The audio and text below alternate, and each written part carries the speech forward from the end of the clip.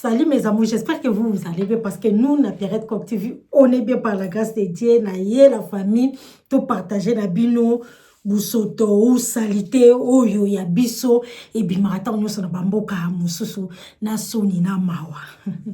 Tout lali tout l'amour qui a la famille, ba français, ngaite mutu na lobi, ba français, ba yeko bimisa.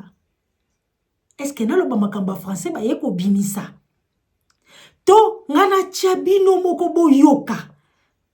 Bongo biso to ya to sala kaka analyse. Likolo nango. To cha ba yenge oyo to moni ba vrai congolais c'est lo bango. Ngaite parce que ngana za wana te ba yebani ba vrai congolais. Ba vrai congolais ba lobi nini? Ba lobi botala ba wana bazo kende. Baza ba congolais te, baza batu na biso te. Siko batu wana ba uti wapi. Mais avant to bandana makambo wana nyonso, tout mo muke extrait ya Léopard na biso pourquoi pas jusque là, ngai Pierrette na Pierrette Coq TV na lobeli makambo ya match te ya Léopard na biso te, c'est très important. Tant toza na média, tant tozo loba wana ezali bendele ya mboka na biso za makambo to koko banda, mais j'étais trop prise na makambo susu. Il y a un retard, ils arrêtent la Pierrette Coq TV. Il y a un lobby. Tout ça, moi, extrait. Pour Bissoba Congolais, on est tellement. On est grave. Narobimi ça ba sorti. Et j'arrive façon. On est tellement grave. Mais bande quoi, biso. Ba beta ki mouilo komoko. Ya kitoko. Kaka na communauté nde to yebi bande kwa biso ba beta ki mwilo mwaka kitoko nde to yebi ba congolais to zanga ka inspiration te. Sans plus tarder to banda non na Léopard bongo to keto yo ka ba français ba lobi nini bongo to tala ba groupe wana baza banani bazo kende wapi to landa. La CAN vient de commencer. Okay. Tant que la RDC n'avait pas encore joué, la CAN n'avait pas encore commencé. La CAN vient de commencer et il fallait qu'on s'entraîne un peu. On avait besoin de s'échauffer. Et pour s'échauffer, on a dit donnez-nous d'abord bébé Benet. Bébé Benet. On a donné Bibero, bébé Benet. Bébé Benet. Est-ce qu'on peut chanter pour bébé Benet? Oui.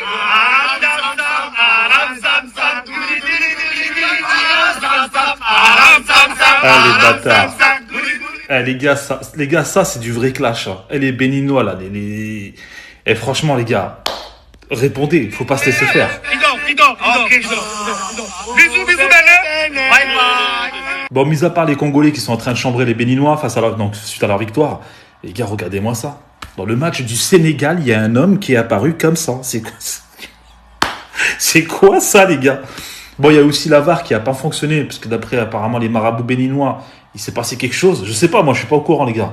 Et puis là il y a ça, et puis les gars, c'est la Coupe d'Afrique les gars. C'est pour ça qu'on aime la Coupe d'Afrique. Il se passe toujours des choses. Babilongo vraiment on a Léopard tout le monde en côté. Banimateur batikala, bamemela biso famille na bango na ba Congo place akise. Ta bilongi na bango. Ta bilongi na bango. Yo.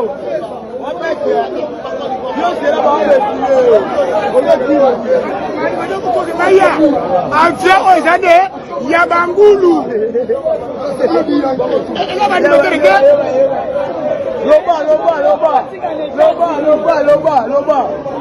Awa. Avion, il y a deuxième avion. Et ça y est, animateur. Mais ah non, mon abangulu, l'accès bango, yo. Bangulu.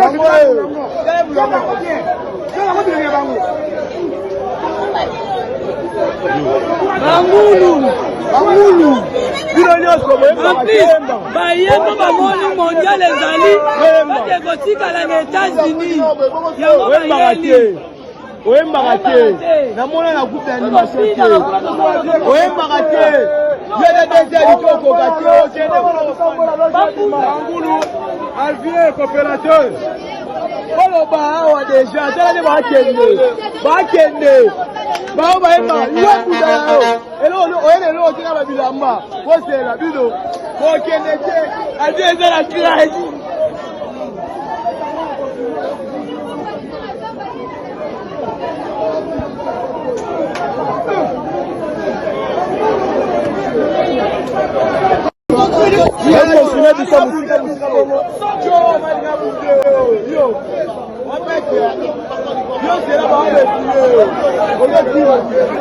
Cette année, en 2025, près de 10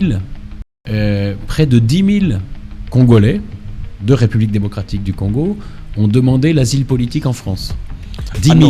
Non. Si, 10 sérieux? 000. C'est le premier pays d'origine. Non, attendez, pardon. Ouais. Vous parlez de quelle année?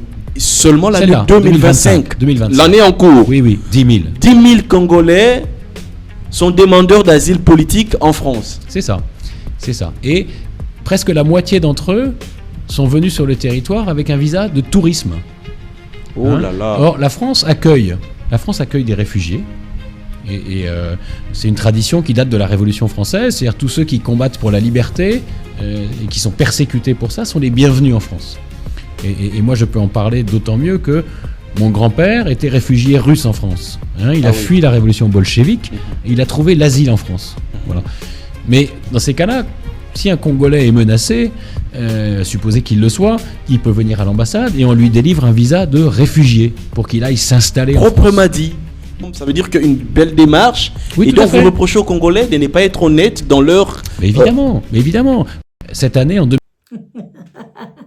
La famille, mes amours, la communauté, dans sa sibino moko bomoni, sonyo yo ebiso na Congo, oyo kapena ke kanga biso na nzoto, eko continue ka kolata ka biso. Statistique yangwana ba français ba bimisi na 2025 kaka pamba. Donc dès to bandaki janvier, tinde to komi décembre, na kutu décembre silite to zana na moi quelques poussières, to zana na 366 jours té. Parce que moi, quelques poussées, tous en ango, tout tika sous na moi, 6 jours, 7 jours, potokota. Année à 2026. Une année à Pamba. Boyoki. 10 000 Congolais. Oyo, baye, na visa ya tourisme. Allez, na système kaya par rapport. On a écouté ce que tu as dit, un système par rapport. Non, un système à magie. Un système à baye bate. Baki ko senga bangunda. Si ko o groupe onyo se to moni. Bandeko ya biso ba Congolais bazo belela balobi botala bango bazo kende baza ba Congolais te. Batu bazo bomba bilongi. Kaka Congo yo elobaki to kende te to salango te ko to lobelango na parabole to lobelango soki na système nini o to lobelango o te to kende droit au but na lobby la famille to ko lobelango ni na conditionnel ni na parabole to kende droit au but Fatia yebisaki biswawa Fatia yaki kobebisa ngundawa. Comme quoi que bozonga boya kotonga Congo na kosala ngo paradis sur terre. Ya sono to salite to lobarate to tika non misale loba. Trop par la pétué. Siko total ba Congolais oyo ceux qui peut baza ba Congolais, ceux qui peut ba nini baso ki maka en vrac. 10 000. Donc, ça, moi, système, il y a déjà, bah, visa na système par rapport. Donc, il y a ma soni. Namboka o etondi mbongo loko la Congo. Est-ce que nous na lobby yango na ba français bat bazoloba. Du coup, bakangi bino miyibi, bakangi bino batalokuta. Po ba ka ke président na bino kala wata yakiawa.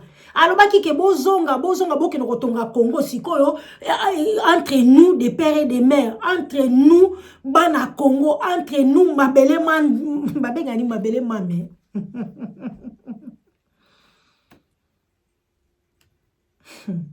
Entre nous bana mabele mame boya totonga Congo. Tala siko batu bakumoki ma vrac. Na inane ya Pamba. 10 000 personnes en France. Bon, c'est comme Bamboka, bon, Espagne, bon, Bamboka, tala. La famille est triste, c'est amawa. Biso tozoya na biso ka koloba. Est-ce que bande kwa na bakozwa kangunda? Pour bango mo basi balobi ke eza makambo lokuta po ye na visa tourisme, il y a tourisme pardon.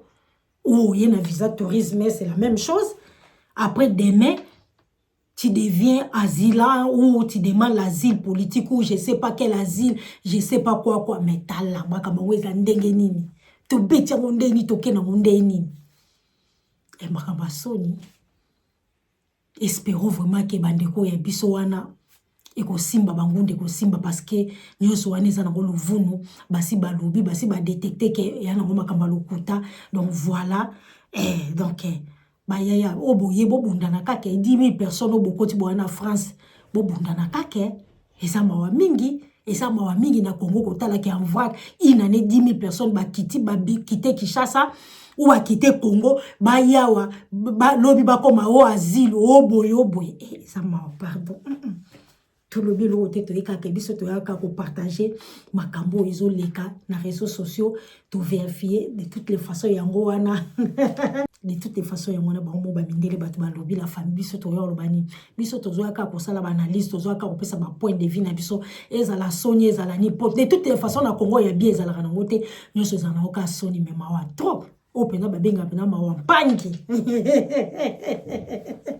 000 Congolais na une année na visa tourisme na bino batu bozo kabola bozo pesa ba visa ngo bozo mona te que too much bozo mona te que trop c'est trop c'est ridicule boko pesa ba famille na bino baza 20 personnes bo bimisi bango ba visa du coup il y a 20 personnes allez non na lobi le côté to eka ko relater to eka ko pesa to ko talisa mouvement mawa mingi. La famille loko kolobezate yangwana bino moko bomoni soni bo de toutes les façons congolais na misisa soni na donc nyoso basi balongola pas congolais comment boko délivrer batu dans un an ya pamba na courte durée ya un an 10 000 visas bo pesi bango ba visa comme quoi que ba tourisme ba comme ba palanga ni ba bungi. Donc, ma famille, on dit que ma famille nombreuse. Bon, c'est la famille, moi, on 20 visas. Et un système un système mais par rapport. Donc, voilà, c'est de ça qu'il s'agit. Mes amis, Sony. Moke koko tambola boité, tozolo batango nyosto. Respect à soi, exaté. Respect à ma constitution, exaté. Respect à dignité, à mboke, exaté. Est-ce que tu es au finga bateau? La famille biso to yekake ndeka biso to yoki to zwili bino be information yango wana bino pe bo partager biso to kutani prochainement bo activer cloche ya sonnette pour bozwaka atango nyoso biso to tie émission bozanga rangote to lobi à la prochaine unga Pierrette na lobi à la prochaine bye.